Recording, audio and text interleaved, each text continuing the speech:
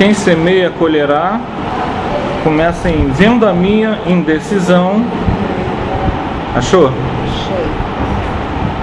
Vendo a minha indecisão, prosseguiu. Sim. Aproxime-se dela e reconforte-a.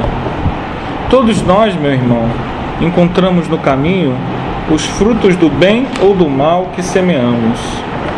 Esta afirmativa não é frase doutrinária, é realidade universal. Tenho colhido muito proveito de situações iguais a esta. Bem-aventurados os devedores em condições de pagar. E percebendo minha resolução firme de empreender o necessário ajuste de contas, acentuou: vamos, mas não se dê a conhecer por enquanto. Faça-o depois de beneficiá-la com êxito. Isso não será difícil, pelo fato de continuar ela em cegueira quase completa, temporariamente. Pelas forças que a envolvem, noto-lhe a triste característica das mães fracassadas e das mulheres de ninguém. Aproximamo-nos. Tomei a iniciativa da palavra confortadora. Elisa identificou-se, dando o próprio nome e prestando de boa vontade outras informações. Havia 3 meses que fora recolhida às câmeras de retificação. Interessado em castigar a mim mesmo diante de Narcisa, para que a lição me penetrasse na alma com caracteres indeléveis, perguntei: e sua história, Elisa? Deve ter sofrido muito. Sentindo a inflexão afetuosa da pergunta, sorriu, muito resignada, e desabafou: para que lembrar coisas tristes? As experiências dolorosas ensinam sempre. A infeliz, que apresentava profunda modificação moral, meditou alguns momentos, como quem concatenava ideias, e falou: minha experiência foi de todas as mulheres doidivanas que trocam o pão bendito do trabalho pelo fel venenoso da ilusão. Nos tempos da mocidade distante, como filha de um lar paupérrimo, vali-me do emprego em casa de abastado comerciante, onde a vida me impôs imensa transformação. Esse negociante tinha um filho tão jovem quanto eu, e depois da intimidade estabelecida entre nós, quando toda a reação de minha parte seria inútil, esqueci criminosamente que Deus reserva trabalho a todos os que amam a vida. Amem a vida, sã, por mais faltosos que tenham sido, e entreguei-me às experiências dolorosas que não preciso comentar. Conheci de perto o prazer, o luxo, o conforto material e, em seguida, o horror de mim mesma, a sífilis, o hospital, o abandono de todos, as tremendas desilusões que culminaram na cegueira e na morte do corpo. Errei muito tempo em terrível desespero, mas um dia tanto roguei o amparo da Virgem de Nazaré, que mensageiros do bem me recolheram por amor ao seu nome, trazendo-me a esta casa de abençoada consolação. E ele, comovidíssimo até as lágrimas, perguntei: e ele, como se chama o homem que fez tão infeliz? Ouvi então pronunciar meu nome e de meus pais. E você o odeia? Indaguei, a cabrunhar. Ela sorriu tristemente e respondeu: no período de meu sofrimento anterior, amaldiçoava-lhe a lembrança, nutrindo por ele um ódio mortal. Mas a irmã Nemésia modificou-me. Para odiá-lo, tenho de odiar a mim mesma. No meu caso, a culpa deve ser repartida. Não devo, pois, recriminar ninguém. Aquela humildade sensibilizou-me. Tomei-lhe a destra sobre a qual, sem que eu pudesse evitar, rolou uma lágrima de arrependimento e remorso. Ouça, minha amiga, falei com emoção forte. Também eu me chamo André e preciso ajudá-la. Conte comigo doravante. E sua voz, disse Elisa ingenuamente, parece, pois bem, parece a dele. Pois bem, continue comovido. Até agora não tenho propriamente uma família em nosso lar, mas você será aqui minha irmã do coração. Conte com o meu devotamento de amigo. No semblante da sofredora, um grande sorriso parecia uma grande luz. Como lhe sou grata, disse ela, enxugando as lágrimas. Há quantos anos ninguém me fala assim, nesse tom familiar, dando-me o consolo da amizade sincera. Que Jesus o abençoe. Nesse instante, quando minhas lágrimas se fizeram mais abundantes, Narcisa tomou minhas mãos maternalmente e repetiu: que Jesus o abençoe. Então são momentos fortes em que a realidade da vida supera a volúpia do prazer. O ser humano, ao longo de muito tempo, marcha na Terra arrastado pelo sexo chakra, pelo chakra sexual, pela libido. E isso, infelizmente, não é um bom conselheiro. Infelizmente, a possibilidade de se cometer muitos erros é grande. As pessoas ignoram que todo envolvimento não termina quando acaba aquele envolvimento. Fica a aura da responsabilidade dos envolvidos com aquelas pessoas. O livro do André Luiz, esse capítulo, nos mostra bem isso. Mostra o envolvimento do nosso amigo e como que nenhuma ponta solta fica parada. Tudo retorna. Como ela diz aqui, né? Logo no início que a gente começou a estudar,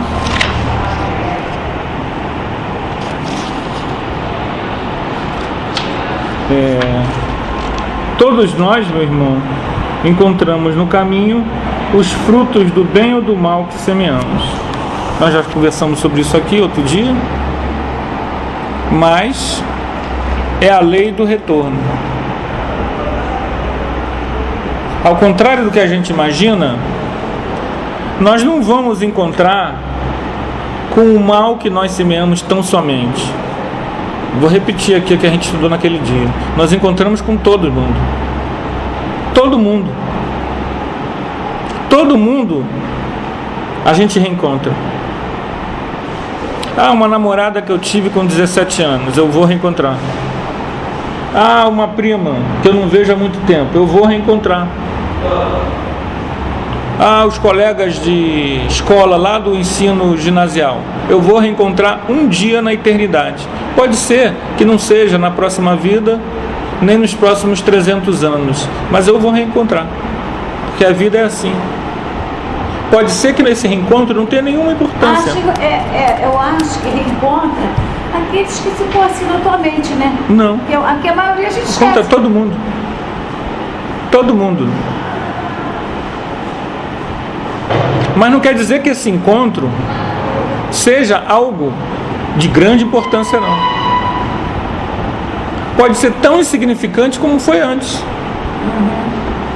A coleguinha que eu tive na escola, você vai reencontrar. Mas não quer dizer que vai ser uma... Não, pode ser mais uma coleguinha de escola, de trabalho, que você depois nunca mais vai ver. Mas vejam bem, olha só o movimento.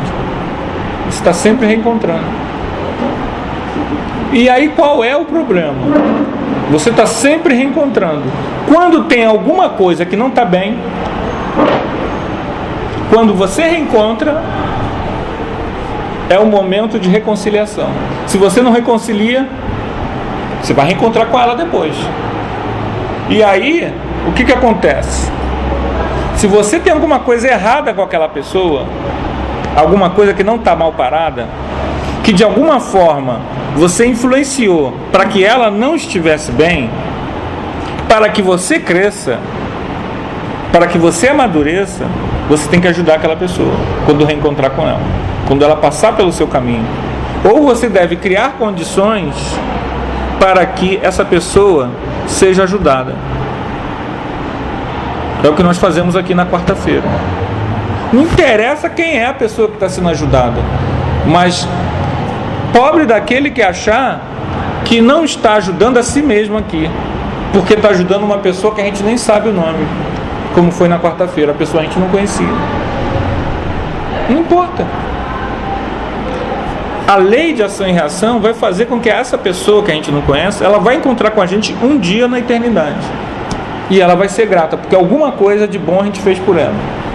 É um reencontro positivo. É um patrão que nos emprega. É alguma coisa, qualquer coisa. É a lei do que você semeia, você colhe. Sempre nos reencontramos. Nós aqui vamos nos reencontrar. Pode ser que eu seja um vendedor da loja que você mora perto, da venda, mas a gente vai se reencontrar. Pode não ter nenhuma importância na vida da gente, esse reencontro.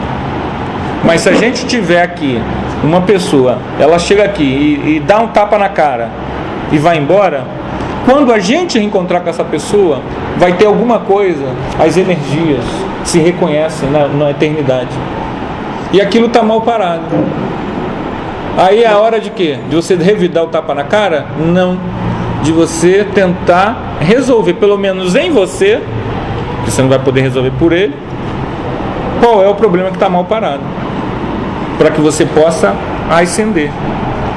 Então, a cada encontro que nós temos é um momento, é uma oportunidade de crescimento. Então, o que ela está dizendo aqui: tenho colhido muito proveito de situações, plural. Quer dizer o quê? É mais de uma, iguais a esta. Aconteceu com o André Luiz, aconteceu com ela e vai acontecer conosco. Assim que nós estivermos bem numa colônia espiritual, nós vamos reencontrar muita gente. Todas as pessoas que a gente já pensou nessa vida, se alguém já pensou, eu te odeio, você vai reencontrar. E todas as pessoas que a gente te falou, eu te amo, você vai reencontrar. Eu te adoro, eu te quero, eu te odeio, eu não te suporto, você vai reencontrar. É a lei do retorno. Mas tem gente que fala, né? Eu não me lembro de tê-la pronunciado na minha vida, mesmo antes de ser espírita. Mas... eu não me lembro de ter pronunciado, mas me lembro de ter sentido. Também acho que nunca senti assim ódio. Outro dia minha filha falou: eu odeio isso, eu odeio isso. Eu falei: poxa, come da minha carne, bebe do meu sangue, mas não segue o que eu faço. Porque eu nunca na minha vida falo logo, né? Nunca na minha vida eu usei essa expressão. Vocês falam com tanta facilidade: mas eu odeio isso, eu odeio isso. Enfim, não era uma pessoa que ela estava se referindo, era não me lembro agora o que, mas é alguma circunstância, que é uma palavra tão pesada. Então, essa lei do retorno é cósmica e universal. Eu não sei se vocês entenderam o que eu quero dizer. Todos vamos nos reencontrar com todas as pessoas da nossa vida, mas aquelas pessoas que nós não estamos bem, esse reencontro não será bom, mas será bom se nós estivermos com uma visão espiritual da vida, que é necessário reconciliar. Então, cada encontro é um momento de reconciliação. Vai reconhecer? Não. Aí é que está o X da questão. É que está o X da questão, porque eu vou te falar uma coisa. Tem uma garota que uma vez falou para mim, isso aí há mais de 60 anos, no colégio. A gente conversando, E eu falando assim, em casa tem pé disso, pé daquilo. Eu morava numa casa, um quintal enorme, e realmente tinha os pés das frutas que eu falei. E eu dizendo, em casa tem pé de laranja, pé de pêssego, diz pé daqui. Aí ela falou assim, tem pé de mentira. Eu nunca mais esqueci disso. E achava que tem esse pé mesmo, pé de mentira. Eu nunca mais esqueci disso. Agora, não me lembro nem da fisionomia da garota. Boa. A senhora, a primeira Eu achei coisa que tem que fazer... eu achei um deboche dela, porque eu não estava mentindo. Sim, mas isso daí... Entendo o seguinte... Na verdade... É um deboche, mas na verdade ela feriu o que da senhora? Orgulho, né? O orgulho. Que é um inimigo. O orgulho nosso, ele é um péssimo inimigo. Não, eu só fiquei com raiva porque eu não estava mentindo. Não, eu sei, dona Daí. Eu já fui acusado de coisas que a senhora nem possa imaginar. Cada um pro seu caminho. Mas, uma coisa é o nosso rompante na hora, né? Até 14, 15 anos, né? Você acha que, né? Tem uma visão errada. Eu não era espírita, nunca tive educação espírita, então nunca estudei nada disso. Mas é o nosso orgulho que é ferido. A acusação injusta é o nosso orgulho.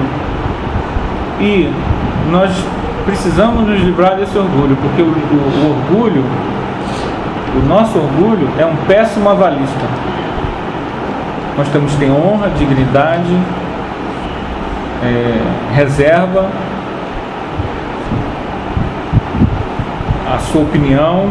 Eu tenho a minha opinião, ninguém precisa concordar com ela. Isso é uma coisa.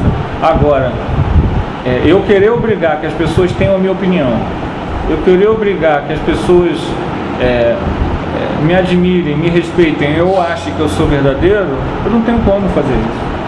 Eu não tenho como dominar a pessoa e dizer, quer ver um problema? Que envolve a pessoa que tem evidência. A pessoa que tem evidência, ela é chamada de mentirosa o tempo todo. Ela precisa tomar cuidado com o que ela diz que vê. Muita gente não acredita. Ela tem que tomar cuidado com o que vê. Volta e meia, a gente encontra aqui pessoas que têm evidência que querem abandonar o trabalho porque alguém fez um comentário assim, porque alguém fez um comentário assado. Que a pessoa não aceita que alguém não concorde ou duvide. Aí a gente tem que sentar e falar, olha, não faz o trabalho, não abandona, é assim mesmo. Você fala, as pessoas acreditam se quiser. Ô Anderson, você numa mesa de reunião mediúnica, você sabe quando um médium está fingindo que recebe espírito? Não, eu não. Eu também acho difícil, né? Porque quando eu comecei a trabalhar em Friburgo, o diretor do trabalho, que era o presidente do centro, ele falou assim, que aquela fulana não está recebendo espírito, ela está fingindo. Isso aí eu não sei como é que ele estava percebeu isso. achando que ela não ia continuar no trabalho, porque ela estava fingindo que estava recebendo espírito. Eu não sei como é que ele sabia disso. Eu não sei também, mas a gente procura identificar qualquer problema. Às vezes pode ser personismo, pode ser animismo, pode ser escrita automática. Existem alguns fenômenos que podem estar acontecendo, mas eles são todos, só podem ser percebidos ao longo prazo. Ao longo prazo. Cedo ou tarde a pessoa começa a trazer mostras disso. O que eu mais percebo muitas vezes no médium não é isso aí, a pessoa que está fingindo, mas interferência anímica do médium. Isso eu sei que tem muito. Às vezes você até, quando o médium diz que viu alguma coisa, você tem que tirar um pouco as crenças pessoais dele. E isso aquele estudo que a Denise falou muito bem. Ela falou que ela, como esteve lá dentro, vê em reunião mediúnica, no caso essa aqui, que é aquela frequente, pessoas que não estiveram lá dentro falando coisas que não bate. Aí eu falei, realmente. Às vezes a pessoa, por nunca ter estado lá dentro, no caso do candomblé, fala coisas que não... Mas você sabe que isso são as crenças pessoais, populares que a pessoa tem sobre aquilo. Entendeu? Mas isso é normal. Ela já fez aquele estudo? Já, foi esse mês passado. Então, você ia falar alguma coisa? Não, acho que assim, eu ia falar que a gente ainda tem um orgulho muito aflorado, que certas coisas a gente ainda se sente muito ofendido. O deboche é uma das coisas que me deixa mais para baixo. Eu ainda fico bem ofendida quando eu percebo algum tipo de deboche, não só comigo, como quando eu percebo que é feito com outra pessoa qualquer. Não gosto muito de deboche, não. Eu não gosto de... eu também, eu sou muito orgulhoso. Acho muito feio. A gente diz assim, eu fiz um estudo, que eu escuto meus estudos, né? Depois. Eu fiz um estudo, eu comecei falando do estudo, que há muitos anos atrás, quando eu tinha 19 anos, 18 anos, eu li um estudo, um livro, Como Conquistar as Mulheres. Primeira lição que ele deu. É pra usar não, tá? Lá, sério. Elogie. Você conquista qualquer pessoa, seja homem, seja mulher, através do elogio. O cara foi um pouco vaidoso. Qualquer pessoa você seduz com elogio. Eu já acho deboche. Não, mas elogio... Eu já fico logo desconfiada. Eu também fico. O elogio, ele agrada. Você pode ficar desconfiada, mas agrada. Principal ego. Não é? Ainda mais se você te elogia, mas eu vou ficando muito sem graça. Você acha os seus olhos bonitos. Você acha que os seus olhos são teu ponto forte. E a pessoa vai lá e... Que olhos bonitos você tem. Então, o elogio, mesmo que não seja com a intenção de conquistar a pessoa afetivamente, ele é uma porta para você conseguir a simpatia das pessoas. Por outro lado, a ofensa, o comentário ferino, qualquer coisa que tente diminuir o outro, faz o contrário. Ele gera a antipatia. Então o professor que diz, seus burros, vocês não sabem nada mesmo, vocês são... Ele está conquistando o quê? A antipatia dos alunos, não tem jeito. Às vezes não. Dependendo do tom, ele pode até todo mundo rir, não sei o quê. Mas depende da pessoa. Tem aluno, tem pessoa que ao ouvir isso, nunca mais vai perdoar ele. Quando ele tiver 80 anos, ele vai lembrar daquele professor que chamou ele de burro. Porque aquilo feriu ele muito. Esse já pode ter, durante o sono, saído do corpo e ido tirar as desforras com esse professor. É a lei. Planta o bem, o elogio é uma coisa boa. Se você faz com a boa intenção, ótimo. Se você faz elogio para conquistar afetivamente a pessoa, já não é tão ótimo assim. Você está manipulando as coisas. Então, mas a gente precisa saber o que? É o nosso orgulho. Tanto na hora que a gente se infla pelo elogio, tanto quando se ofende, é o nosso orgulho dizendo para nós como reagir. E isso sempre será uma coisa que nos enceguece, que nos engana, que nos leva para o umbral mental, para a esfera umbralina. E a gente precisa lutar contra isso, é um inimigo. Eu não gosto muito de elogiar. Também não, mas às vezes é importante elogiar. Eu não gosto de receber elogio. Por exemplo, se você é chefe de um departamento ou de uma equipe, tem que incentivar, né? Você precisa incentivar. Se você a gente está aqui fazendo, não aqui estudo, mas a gente está responsável pela limpeza das cadeiras, tá? E chega uma pessoa nova e ela se dedica. Até para que essa pessoa continue, seja estimulando. Não, esse tipo de elogio sim. Agora, tô falando assim, você tá com uma blusa bonita. Rasgar. Amanhã depois sua blusa mancha, você vai falar que foi eu. Infelizmente. Porque tem gente que faz isso mesmo. Não, que acha que foi inveja. Olho isso que eu não gosto também. grande. Mas vejam bem, tem gente que acha que eu, quando elogiei o vestido de fulana, estava de olho grande. Tem gente que acha que eu estava com olho gordo. Tem gente que acha que eu estava de olho gordo na fulana. Tem gente que acha que eu estava debochando da fulana. Tem gente que acha que eu estava ironizando a fulana. Gente, tanto São faz. pessoas Isso é complicado, elogio. Não, mas vejam bem, isso daí não está me montando uma lança no meu peito. Eu não tenho como controlar o pensamento do outro. Deixa que pense o que quiser, o que vale a minha intenção. A minha intenção foi apenas estimular a autoestima da pessoa. Acabou. Mas vale a pena, ela está falando aqui, vale a pena você sempre ter cautela. Veja bem, Você não fala macaco as velho não coloca a mão em cumbuca. Não diz o ditado? Cachorro, quando é mordido de cobra, quando vê linguiça, sai correndo. Eu acho. A gente, todo cuidado em lidar com o ser humano é uma entidade complexa. A primeira coisa que a gente precisa ao lidar com o outro é saber como lidar com aquela pessoa. Aquela pessoa, você tem que saber como lidar. A gente às vezes está dando estudo lá em cima, na quarta-feira, e até na segunda, a gente viu aí, né? Como é delicado lidar com o outro. A má compreensão. A pessoa às vezes compreende errado. Compreende errado. Infelizmente.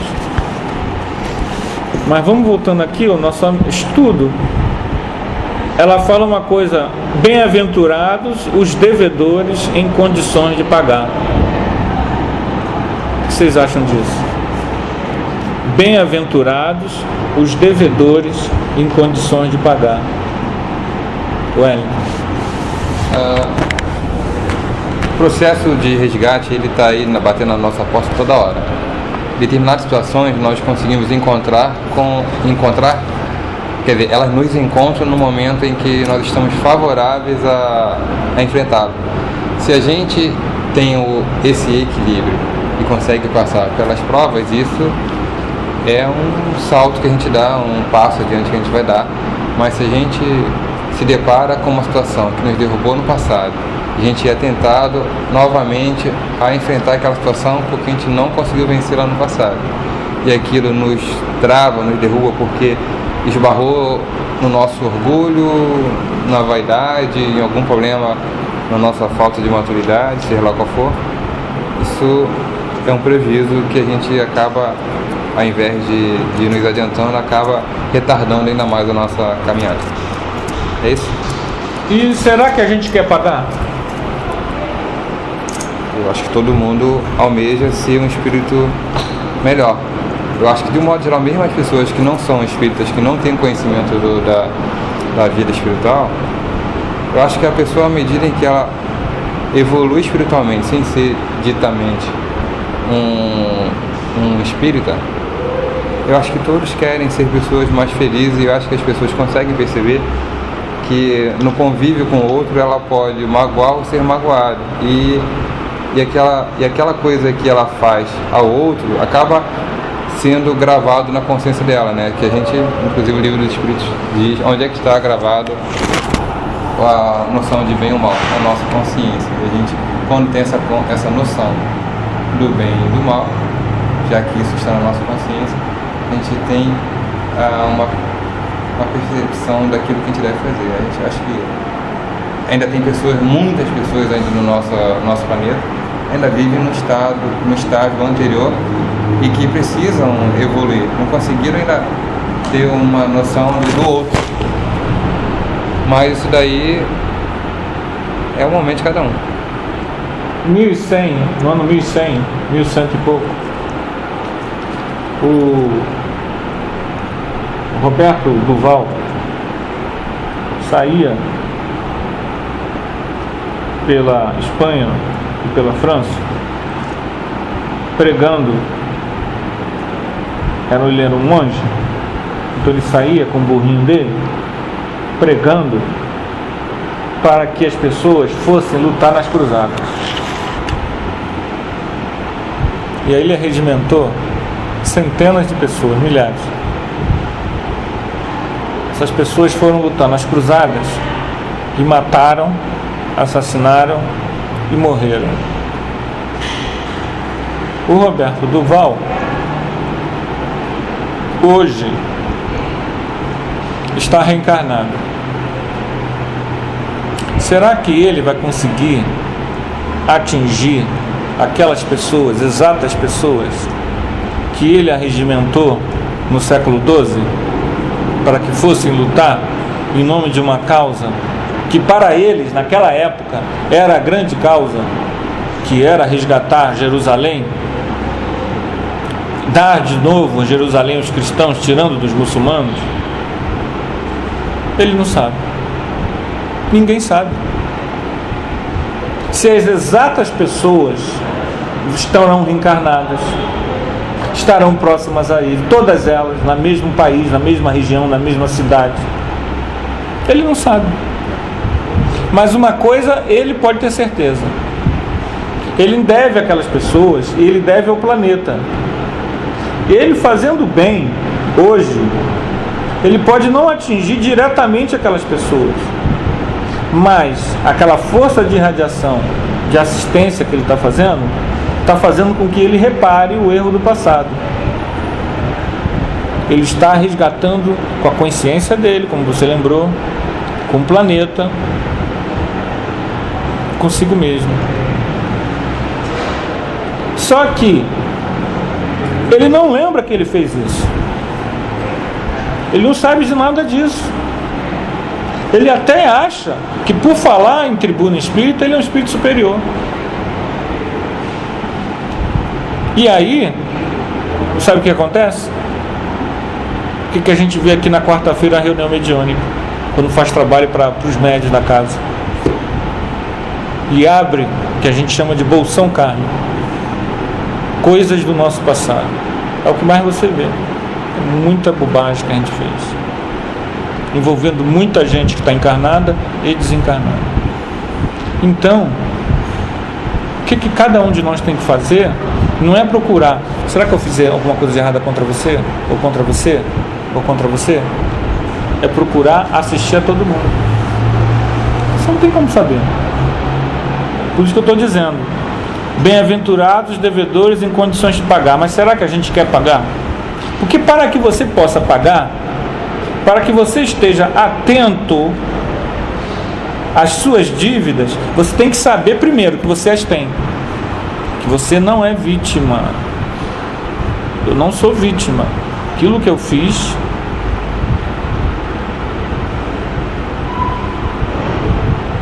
foi o que retornou para mim.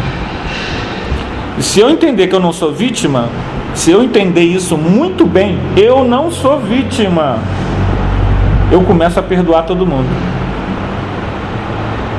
Porque as pessoas que me fizeram algum mal, que me magoaram, que me atingiram, que me ofenderam, que pensaram mal de mim, são instrumentos da lei. Lei que eu devo. Eles vão ficar encalacrados com a lei, se me fizeram algum mal. Mas o problema é que, se está me atingindo, eu não tenho que preocupar no revide. Eu tenho que preocupar o seguinte: por que eu estou sendo atingido? Esse que é o grande problema. Eu não sou vítima. A gente pode até escrever isso aí num papel em casa e botar: eu não sou vítima. E a partir daí, entender o seguinte: se eu não sou vítima, eu não posso me fazer de coitadinho. O dia que a gente entende que a gente não é vítima, tudo melhora. Tudo melhora. Até para perdoar, para compreender, para esquecer a menina que falou isso. Porque muitas vezes você não vai encontrar com essa moça nunca mais. Então, no século XVIII, a gente estava lá, aquelas damas da corte, não sei o quê, e estava de olho no duque. O filho do duque, ele era um rapaz bonito, promissor, e aquelas damas da corte, tudo de olho no filho do duque. E aí você é uma daquelas damas da corte, está com o olho no filho do duque, e diz para a menina assim: o filho do duque vai no baile da dona, na Madame Cristal. E você sabia que ele não iria, que ele iria para a casa do príncipe. E ela vai lá para casa do pai da Madame Cristal, e você vai para a casa do príncipe e casa com ele, acaba que namora ele. Ela nunca mais, ela não esqueceu aquela mentira sua. Você não fez nenhum mal a ela, você fez uma mentira que te beneficiou. Você casou com o filho do duque, namorou. Passaram-se 200 anos. Vocês estão morando juntos em Friburgo. Estão estudando juntos. Aí você fala: ah, na minha casa tem isso. Ela não, no psiquismo dela tá aquela mentira que você falou para ela 200 anos atrás. Então nada que você fale para a pessoa acredita. Ela nem sabe porquê, ninguém sabe porquê. Isso acontece, gente. Isso é real, isso acontece. Aquela pessoa é a mesma que você disputou o filho do duque lá há 200 anos atrás. Não importa aí negócio de sexo, a gente sabe que a gente renasce homem, renasce mulher. Isso aí não tem nenhuma importância. A gente é adulto, sabe disso. Então, mas o que fica é o seguinte: como todo mundo não volta, essa pessoa não tem nenhuma importância, assim, maior no nosso caminho evolutivo. Mas a gente se encontra. E no meu encontro contigo, a minha única experiência que eu tenho contigo é de uma mentira. Posso falar a frase que eu ouço? Estão entendendo como isso? Uma pessoa próxima de mim fala assim, muito essa frase: sei por que não gosto dessa fulana.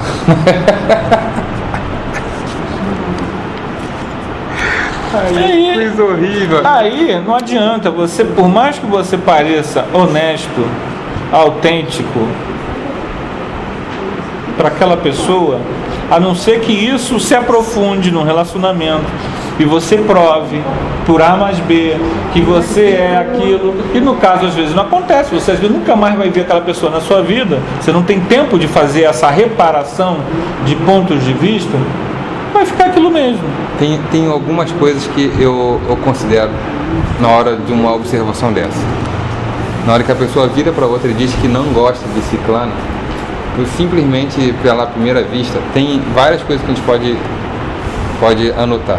Uma, de fato ela reconhece aquele espírito, não importando a época em que aquele espírito teve contato com ela. Isso pode ser uma. Outra coisa,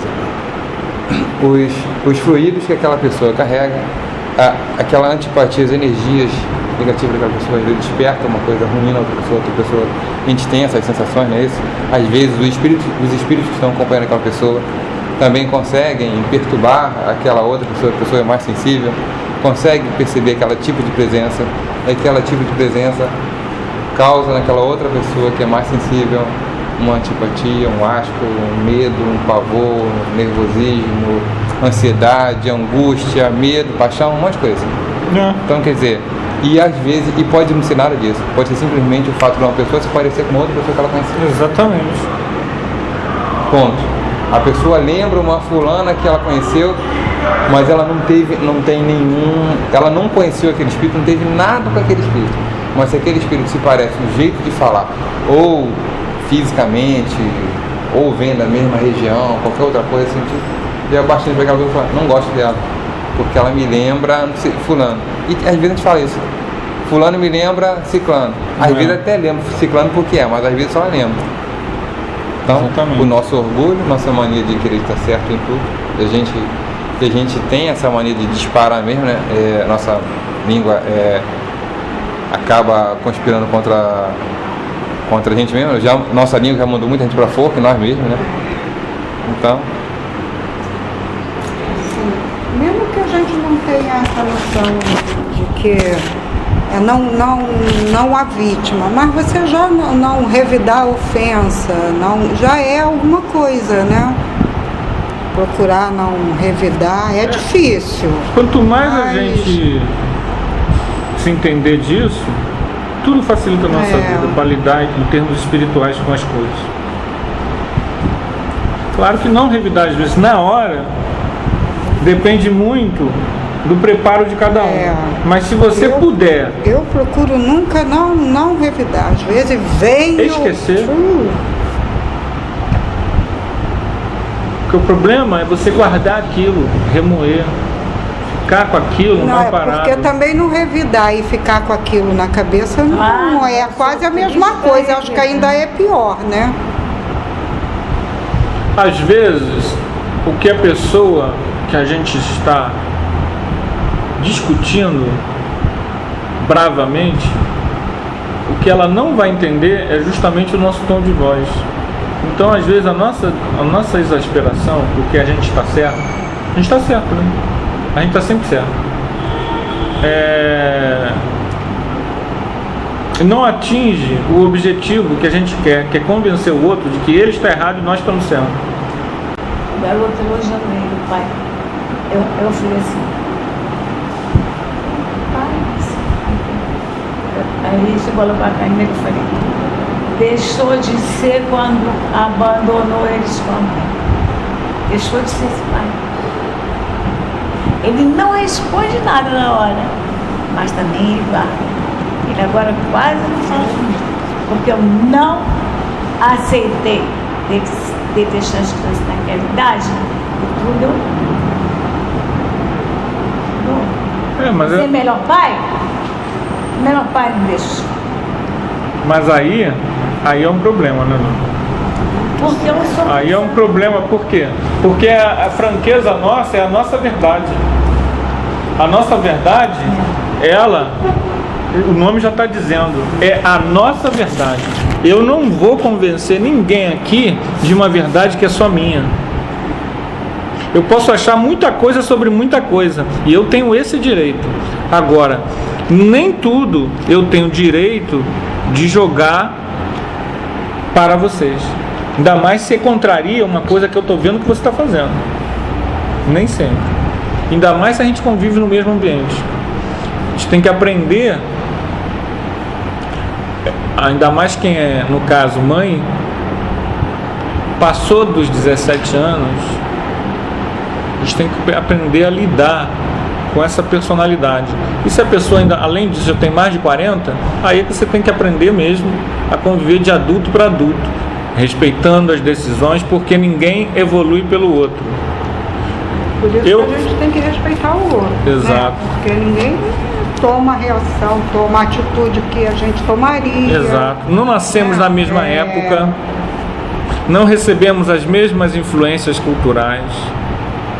Então, o mundo dos anos 60 era um, o mundo dos anos 70 era outro, o mundo dos anos 80 era outro, o mundo agora do século 21, primeira década, segunda década do século 21 que nós já estamos, é outro. Eu preciso entender. Não, você pode até preservar os seus valores. Tem espírito desencarnado que era espírita nos anos 50. Ele está aqui desencarnado. Ele não aceita, por exemplo, eu estou aqui dando estudo de bermuda. Ele está aqui olhando, mas ele não aceita isso. Você pega a foto de casa espírita nos anos 50, é terno e gravata. Terno e gravata, que nem nas igrejas evangélicas. Anos 50, era assim. O Brasil era assim, as pessoas usavam chapéu. Então, ele está aqui, ele está ajudando, mas ele, ó, camiseta, bermuda. Entendeu? Para ele que está desencarnado, que morreu nessa época, é muito mais difícil adaptar. Pode haver pessoas dessa época que agora é difícil ter um adulto dessa época, mas uma pessoa dessa época, uma pessoa com 90, 100 anos, ela não vai compreender, mas ela tem que respeitar. Ela pode não aceitar, não, mas ela tem que respeitar. A gente até entende que ela venha de terno e gravata. Ela, para um estudo à tarde, com o calor, ela vem de terno e gravata. Você entende. Ela marca a sua posição, mas ela tem que respeitar a posição dos outros também. Claro que eu estou dando só um exemplo para a gente entender os limites disso, né? Então existem coisas que nos anos 50 não eram aceitáveis. Por exemplo, mulher usa calça comprida. Esse mesmo espírito, ele não aceita que mulher use calça comprida, camiseta, bermuda, o que for. Como é que andava a mulher nos anos 50? Saia rendada, comprida abaixo do joelho, dorso todo coberto. Era assim, né? Esse espírito, para ele, é difícil entender isso. Então a gente precisa entender o seguinte: quando a gente desencarna, a gente releva os nossos valores. A gente vai conviver também com espíritos com valores de outras épocas. E nem sempre eles estão acompanhando, ao longo dos anos, o que está acontecendo. E em casa a mesma coisa. Eu sou de uma geração, minha filha é de outra. Eu não sei, eu fico só imaginando o que deve ser adolescente numa época que tem internet. Porque quando eu era adolescente isso não existia. Então eu só posso... A professora amiga minha diz que a irmã dela casou com um espanhol e conheceu ele via internet. Via internet. Ela mora lá na Espanha. Mora na Espanha, aí me mostrou as fotos aqui. Entende? Eu não sei muito bem que mundo é esse. Para mim esse é um mundo novo. Então, imagine... Oi? Só foi um meio de conhecer, mas... Não, foi um meio de conhecer. Mas olha só que coisa curiosa. Milhares de anos se passaram e nós não tivemos isso. Hoje nós temos isso, é uma coisa nova. Isso muda os relacionamentos, encurta caminhos.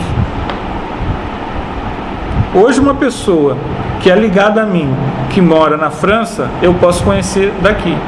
Há 10, 20 anos atrás não tinha como conhecer essa pessoa. Por quê?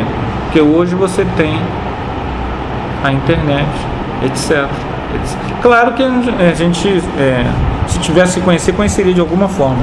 Mas não é disso que a gente está falando. A gente está falando o seguinte: a educação mudou, a mente mudou, os hábitos mudaram. Não adianta eu querer jogar as minhas verdades na cara do outro. Até porque, primeira questão para que eu possa ajudar alguém, realmente, é me aproximar dele. Se eu começar a ser áspero com ele, vai cada vez se afastar mais. Então eu preciso, terapeuticamente, afagá-lo, elogiá-lo, me aproximar, pelo menos não criticar, porque senão eu não posso ajudar. Isso a gente vê muito quem tem filhos. Quanto mais você tenta educar criticando, mais o filho vai se retraindo. Aí daqui a pouco ele não conversa mais contigo, não conta mais os seus problemas, você vai ter uma dificuldade imensa de saber o que está acontecendo com ele. E geralmente por culpa sua mesmo, porque você não teve assim...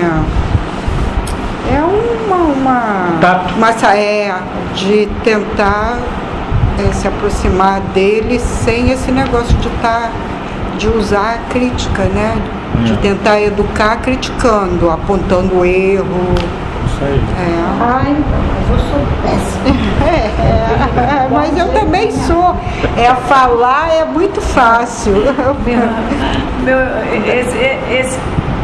Porque a mãe sempre acha que ela tem razão, que ela quer o melhor pro filho, que o melhor é aquilo. Eu não estou falando, meu filho agora ele só fala comigo necessário. Ele chegou lá com certo sei que de depressão, ele estava com depressão. Você não tem depressão, você tem merda feita. Eles riram muito. Eu estava com raiva, sabe? Mas não adianta, as pessoas são responsáveis, Dona André, pelas suas decisões. A gente não toma decisão pelos outros. Até porque a gente não sabe de todos os detalhes, né? Então, ainda mais uma questão que envolve separação, nem sempre os filhos falam tudo. Nem sempre. Você às vezes prefere poupar até o outro de muitos detalhes. Então, gente, isso é de cada um. O tempo de cada um, o momento de cada um. Então, respondendo a isso, nós temos aí a percepção de que a moça, Elisa, não odeia André Luiz. Porque ele pergunta, você odeia? Ela diz que não. Aí você entende, ela não odeia, por isso ela está em nosso lar. E ela também reconheceu que ela teve culpa também naquele processo, né? Que ela que diz,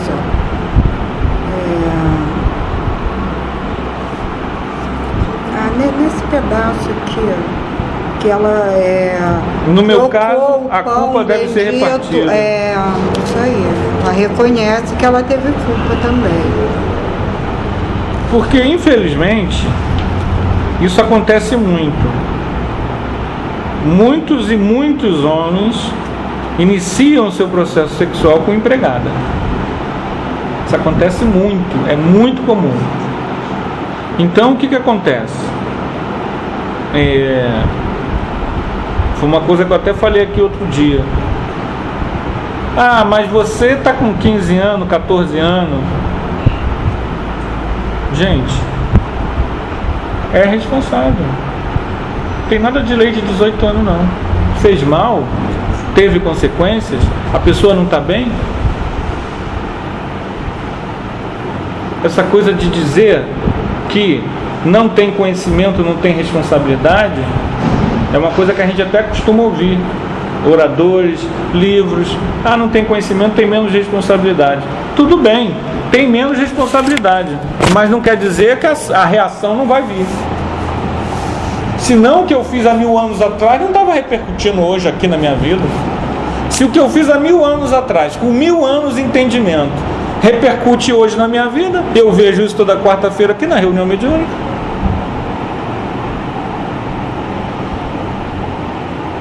O espírito vem com flechada, machadada, espadada, não sei o que.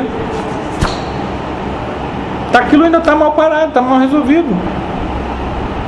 Então não me vem dizer que não tem responsabilidade porque sabia menos. Tem sim, porque a lei de ação e reação vai te atingir. Se um indígena lá da Amazônia, você foi lá, você é garimpeiro, está errado. Está entrando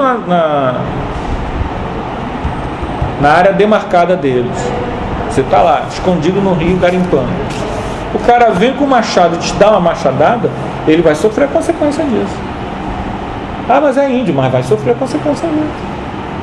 Como, de que jeito, de que forma, eu não sei. Mas aquilo ali ele vai ter que resolver. Ele não tinha que dar machadada em ninguém.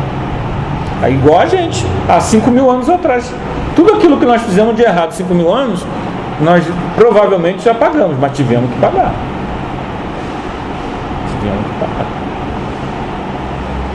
Então, o conhecimento, ele não traz mais responsabilidade.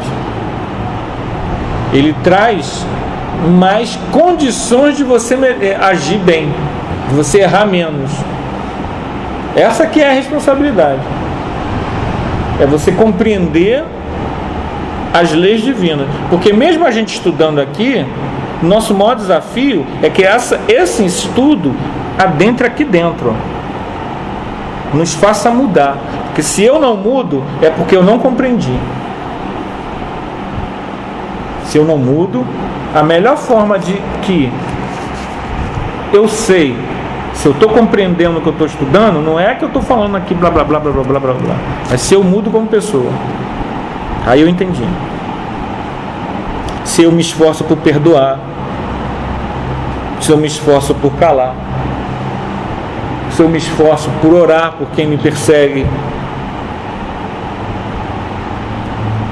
aí sim eu estou mostrando que compreendi. Se não, Isso daqui é apenas passatempo, perda de tempo. É que nem ver novela. Tem nenhuma utilidade. Eu não fiz ter utilidade. A lição de André Luiz, ela é seríssima porque ela acontece todos os dias para quem desencarna. E o que é pior, ela acontece todos os dias com quem está encarnado.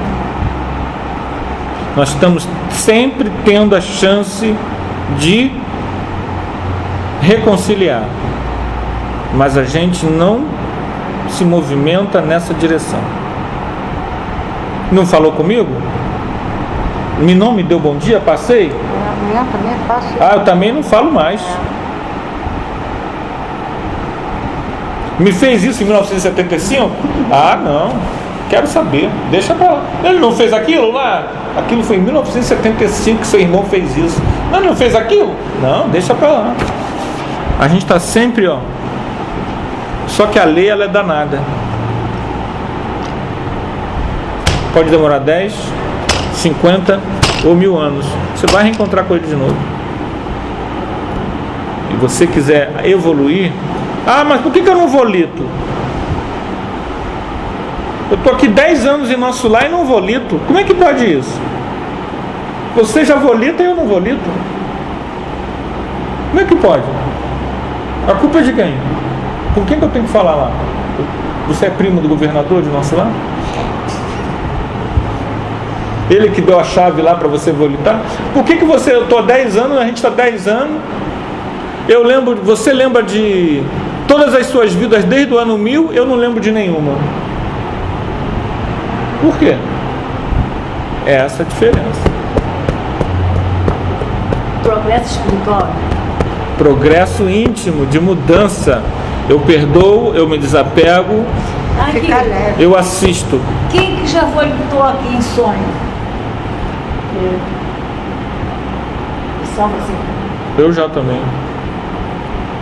Aí eu pergunto, quando a gente volita no sonho, que a gente já aprendeu lá nos intervalos das encarnações ou é sonho mesmo? Não. A senhora fez uma pergunta muito interessante. Não, porque eu já volitei muito. A pessoa, quando está fora do corpo, a pessoa em estado desdobrado, a pessoa em projeção astral, ela adquire potencialidades que não necessariamente, quando ela desencarnar, ela vai adquirir. Porque no estado em desdobramento, consciente ou não, você está usando potencialidades que são inerentes ao teu íntimo. Mas quando você está desencarnado, você é totalmente você, 100%. Então você precisa saber que você tem essas potencialidades. Se você não acredita que tem, se você tem apegos, essas potencialidades, elas ficam lá, guardadas, esperando o quê?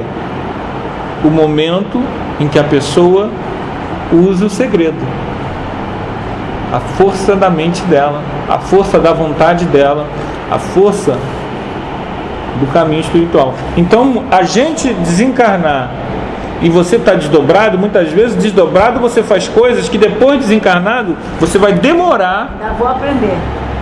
Não vai aprender.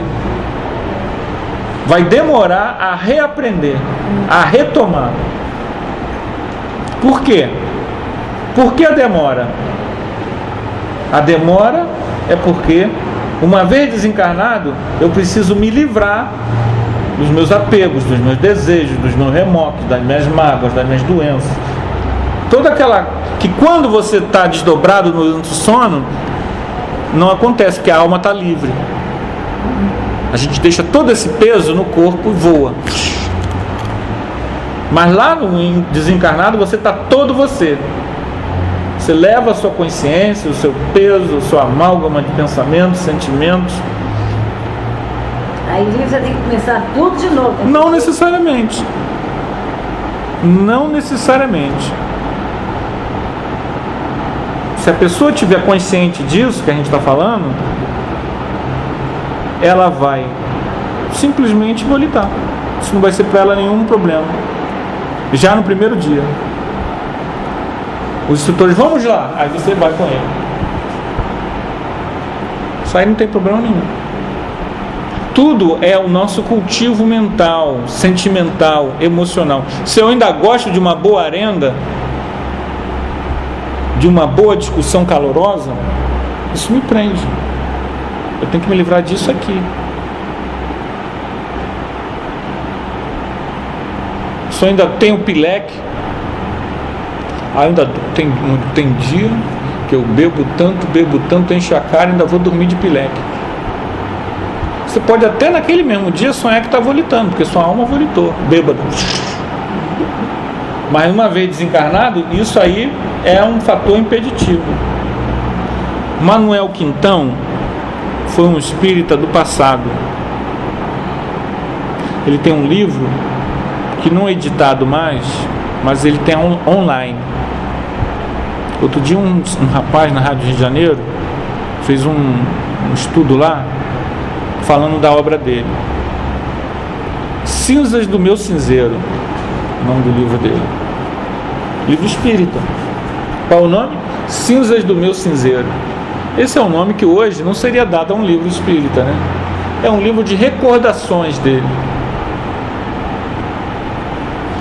E ele fumava. Depois que ele desencarnou, ele contou para o Chico que ele ficou mais de 10 anos tentando no mundo espiritual se livrar da influência do cigarro na vida dele, na mente, no íntimo. Então ele não foi para o umbral por causa disso, que era um espírita, trabalhador do bem, mas aquilo prejudicou ele, que ele via outros fazendo coisas que ele já poderia ter feito. Ele tinha todas as condições para isso, mas ele precisava se livrar primeiro daquele problema que ele criou para ele mesmo com o vício do cachimbo e do cigarro e do charuto.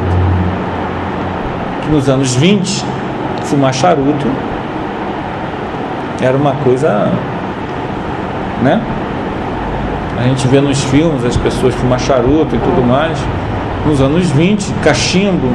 Só que isso, depois, para você se livrar desse vício, lá no plano espiritual, é uma dor nos acuda. Aí o pessoal diz, olha, vai passar um cometa. Vai passar um cometa agora, há pouco tempo.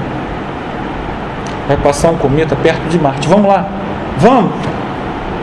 Eu não posso ir. Eu não tenho fôlego para ir. A equipe, todo mundo vai. Vocês todas vão. Estamos todos encarnados. Todo mundo vai. Eu não posso ir. Por que eu não posso ir? Porque aqueles 60 anos que eu passei fumando me chumba na Terra. Vai vir uma caravana de um sistema planetário. Eles vão vir falar sobre várias coisas do sistema planetário, mas é na colônia XYZ. Vamos! Eu não posso ir. Por causa dos 30 anos que eu passei fumando. Isso é verdade, gente. Isso é verdadeiro. Aí você começa a perceber o seguinte. É duro, né?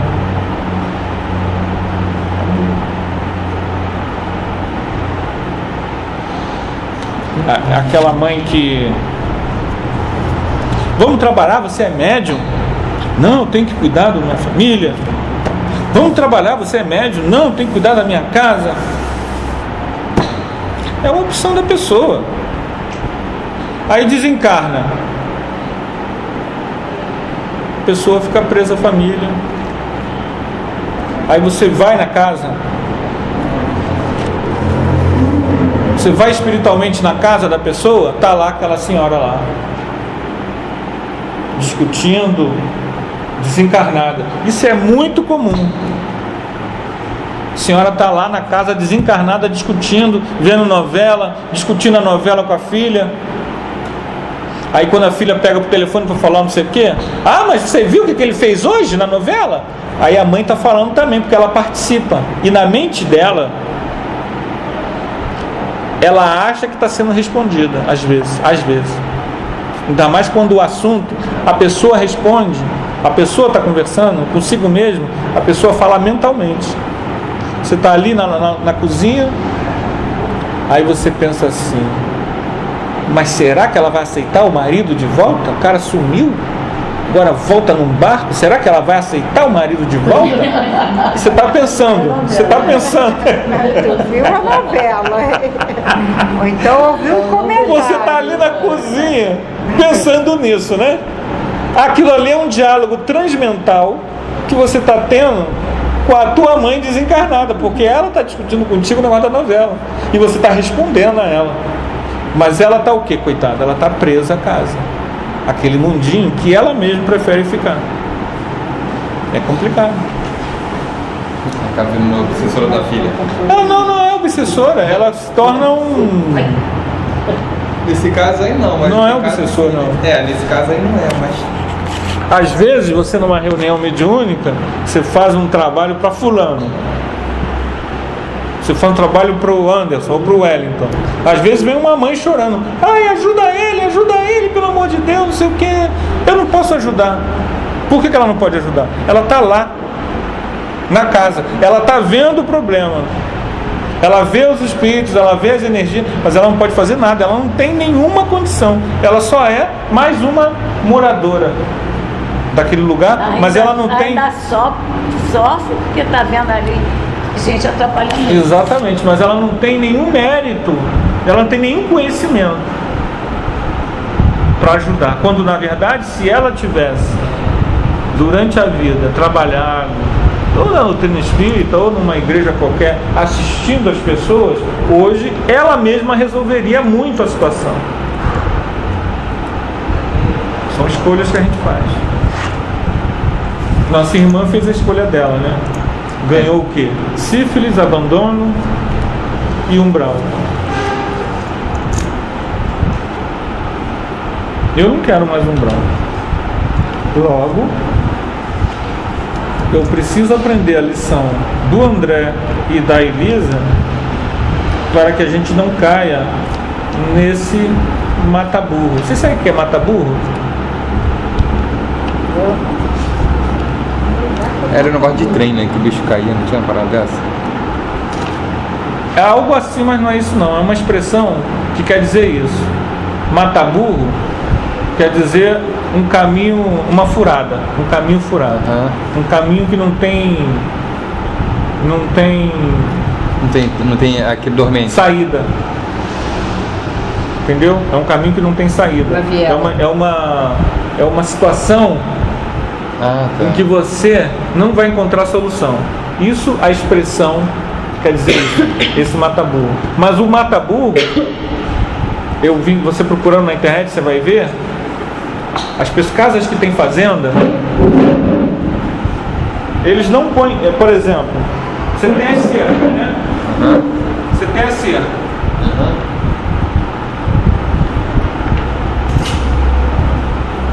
O boi não passa da cerca. Nem um cavalo. Mas você tem a entrada da fazenda. A entrada não pode ter cerca, porque é onde os carros vão entrar. Aí você põe um mata-burro. Que é isso? Que é uns dormentes aqui assim, você pode reparar, toda a entrada de fazenda é quadriculada assim no chão. Aí se o burro passar, o pé dele fica preso. Exatamente. Eles não passam. A cerca pode estar aberta para os carros passar. Eles não passam. Porque eles sabem que aquilo ali é perigoso. Pode até quebrar a perna dele. Quebra a perna. O bicho não vem. É só ter aquilo ali, o mata-burro. Que aqui é oco assim, né? Às vezes embaixo passa até um riozinho. Embaixo passa um riozinho. Isso às vezes é feito artificialmente. Você na internet tem locais que fazem isso para as fazendas. Tá? Então o mata-burro é um quadriculado. Aí você Você passa assim, a gente vai nessas discussões, não sei o quê, a gente passa por cima do mataburro e não percebe. Aquilo ali está ali para que o boi ou o cavalo não atravesse. Porque ele sabe que aquilo ali é um caminho que ele não consegue passar. Eu vi essa expressão mataburro, mataburro, aí digitei mataburro e vi essas... Que a gente que é daqui, a gente não conhece essas coisas, né? De interior, né? Mais o que, gente? O que vocês me dizem aí? Eu não vou entrar em outro capítulo, nós temos ainda 10 minutos aí. Da conversa, a gente falou um certo tempo sobre a questão do orgulho, né? Uhum. Aí eu vou lembrar então um trecho do livro um trecho não, a ideia, né, do livro daquele Tormento da Obsessão, que fala sobre a triste história lá do Davi. Lembra da história do Davi? Não. Davi era o médium do Dr. Hermann Grass. Lembra disso? Ah, lembro. Então, Davi era médium do Dr. Hermann Grass. Ele era um médium que tinha alguns defeitos, né? Ele gostava de beber, gostava de farra, e ainda tinha uma pessoa do lado dele, que era a esposa dele, que era também uma pessoa muito errada, que sabia da vida errada dele. E para complicar, quando os espíritos falavam, ou quando os médiuns da casa que ele trabalhava falavam que ele era um cara errado, é que ela falava, não sei se você vai lembrar, mas ela fala assim: não, são pessoas que estão com inveja do seu trabalho, mas não sei o que, sei lá dos cantos. Ou seja, além de todos os nossos defeitos, quando a gente tem um defeito qualquer, a gente tem os nossos vícios, nossas más tendências. E normalmente isso vem acompanhado do orgulho, né? Que é onde se instala, onde os defeitos vêm, né?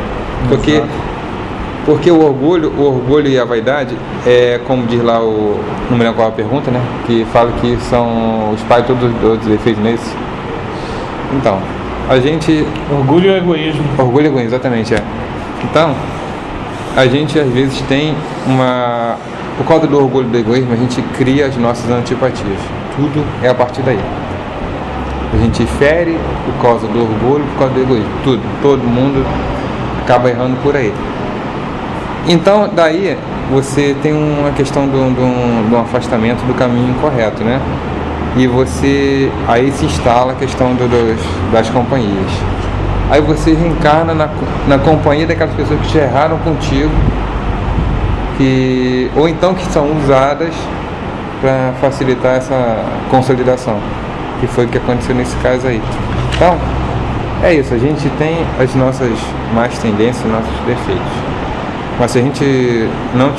E no caso do Davi, como ele era muito orgulhoso, muito egoísta, muito vaidoso, ele não conseguia perceber que o grau de desequilíbrio dele era tanto, mas depois ele tem isso claramente mostrado para ele, quando os espíritos se cercam dele, os espíritos mentores preocupados com o bem-estar dele, e levam ele ao centro.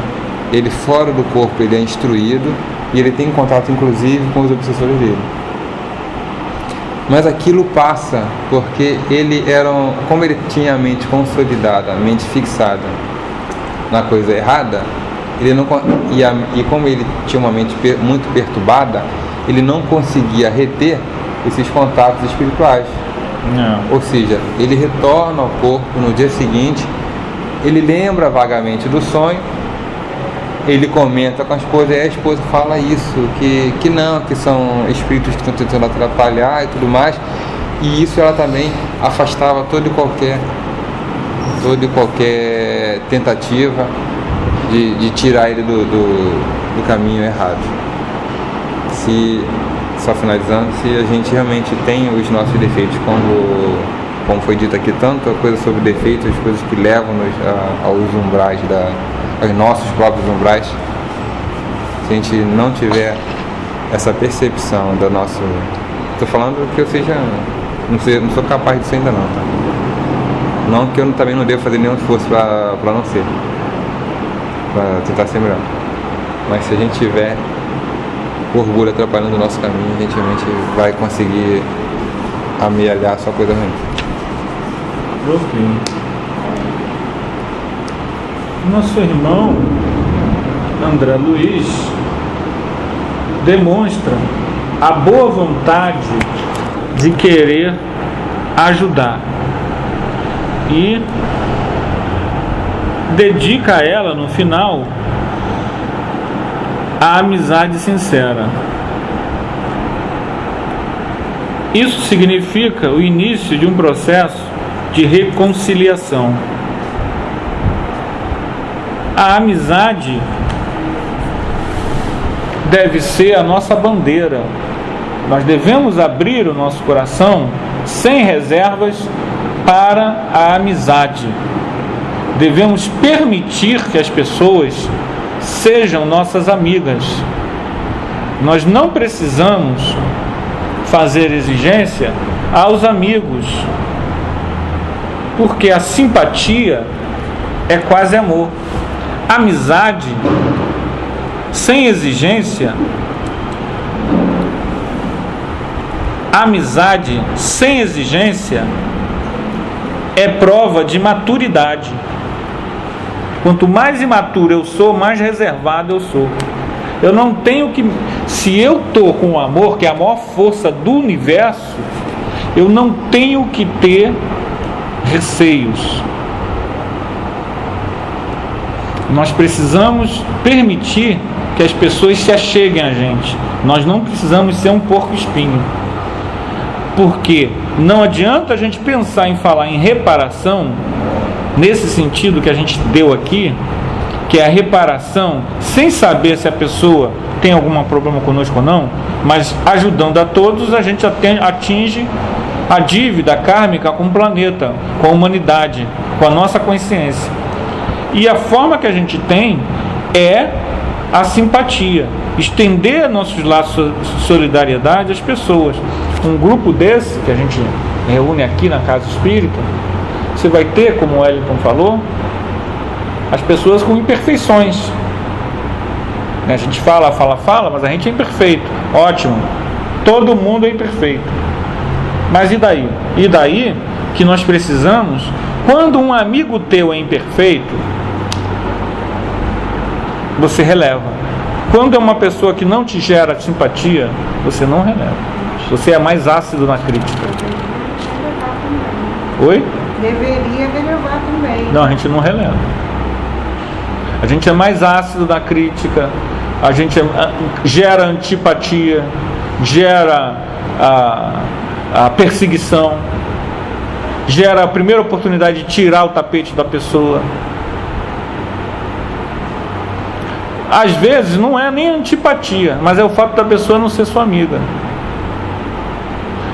A gente precisa inundar o nosso mundo com a simpatia, porque senão a gente se torna desconfiada. Ah, mas para fulana ele não sei o que, não sei o que lá. Ah, mas para ciclana não sei. Gente, você deve a todo mundo, entenda isso. Você deve a todo mundo. Quanto mais você pega no pé, mais você está mostrando que você que deve. Isso é uma lei. Fenômeno psicológico da projeção. É. Quanto mais você pega no pé, você está provando que entre os dois, você é que mais deve na situação. A outra pessoa pode estar devendo, mas não é você, está devendo a outras pessoas. Mas entre vocês dois, quem mais persegue e pega no pé é quem mais deve. Então não adianta a gente entrar numa. Ah, ninguém é vítima, eu não sou vítima, mas ele também não é vítima. Aí anula tudo. Porque o nosso problema é o seguinte: se eu compreendo menos, se eu sou mais irascível, se eu tenho mais antipatia, se eu odeio mais, é porque o problema está mais comigo. Então, como a gente não quer fazer passeio turístico no umbral, que é real, tenho certeza que a gente vai pensar sobre isso com muito carinho. É a trave no olho do argueiro, seria, né? Oi? É aquela trave no olho do argueiro, não é isso? É. Simpatia é quase amor. Vamos nos abrir à amizade para com todos. E aquelas pessoas que a gente não gosta, vamos tentar assistir, nem que seja com bons pensamentos, uma vez por dia, qualquer horário, um bom horário às 18 horas. A gente põe aquela pessoa na nossa corrente pessoal de vibrações, inunda ela todo dia com nossos bons pensamentos. Tá bom, gente? Nosso tempo já está passando. Vamos ficar por aqui. Quem gostaria de fazer nossa prece final?